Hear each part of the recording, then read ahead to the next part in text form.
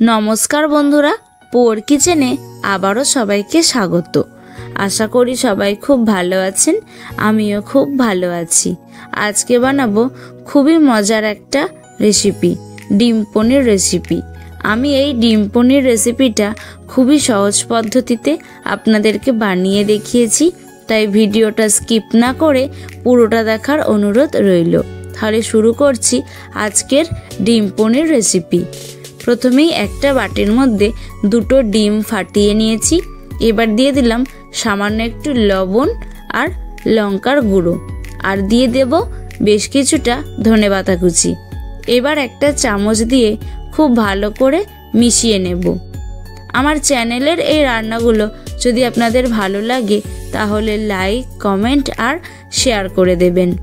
এবার একটা স্টিলের টিফিন বক্সের মধ্যে খুব ভালো করে তেল ব্রাশ করে নিতে হবে।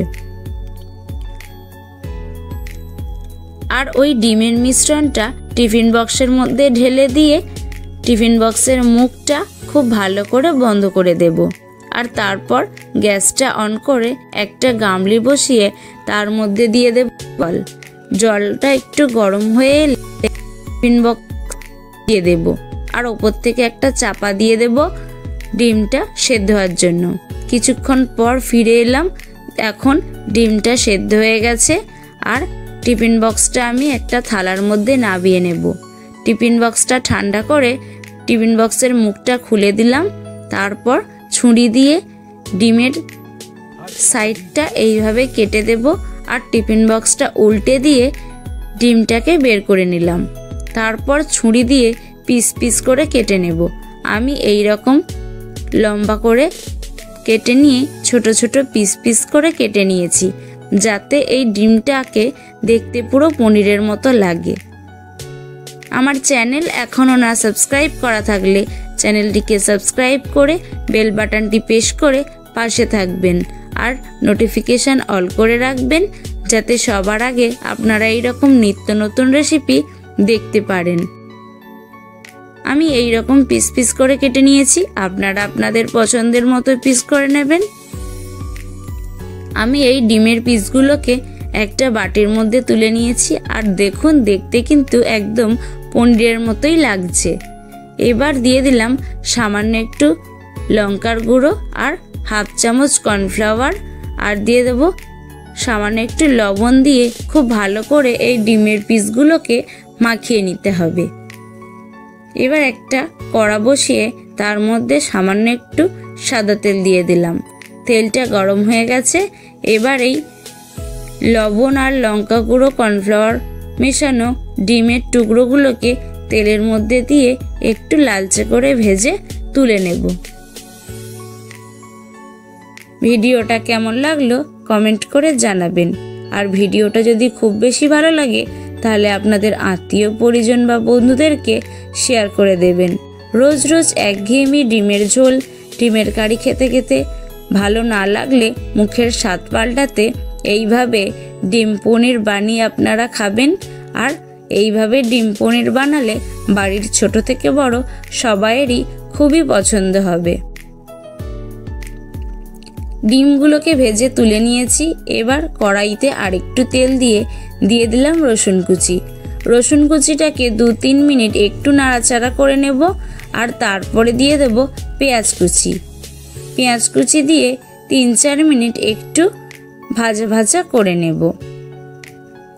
আর এই রকম ডিম পনির কিন্তু গরম ভাত, ফ্রাইড রাইস আর পরোটার সাথে খেতে দারুণ লাগে। বাড়িতে অবশ্যই একবার এই রকম ডিম পনির আপনারা ট্রাই করবেন। পেঁয়াজ ভাজা হয়ে গেছে।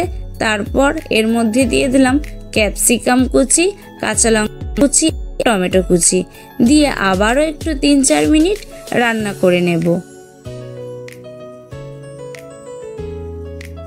3-4 মিনিট ক্যাপসিকাম, পেঁয়াজ আর টমেটো খুব সুন্দর করে রান্না করে নিয়েছি। এবার দিয়ে দেব স্বাদ মতো লবণ। লবণ দিয়ে আবারও একটু 2-3 মিনিট রান্না করে নেব।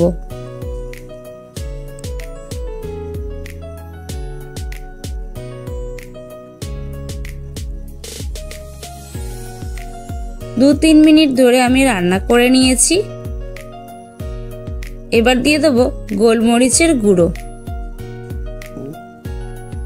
আর দিয়ে দেবো সামান্য একটু কাশ্মীরি লঙ্কার গুঁড়ো দিয়ে আবারও খুব ভালো করে নেড়ে ছেড়ে রান্না করে নেব।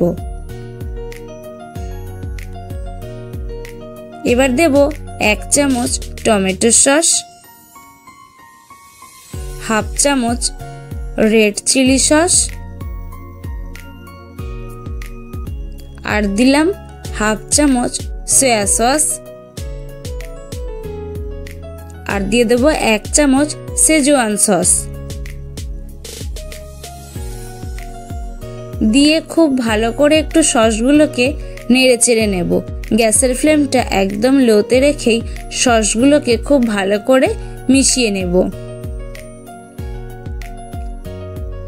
এবার একটা বাটির মধ্যে নিয়ে নিয়েছি জল আর দিয়ে দিলাম হাফ চামচ কর্নফ্লাওয়ার, খুব ভালো করে মিশিয়ে নিলাম।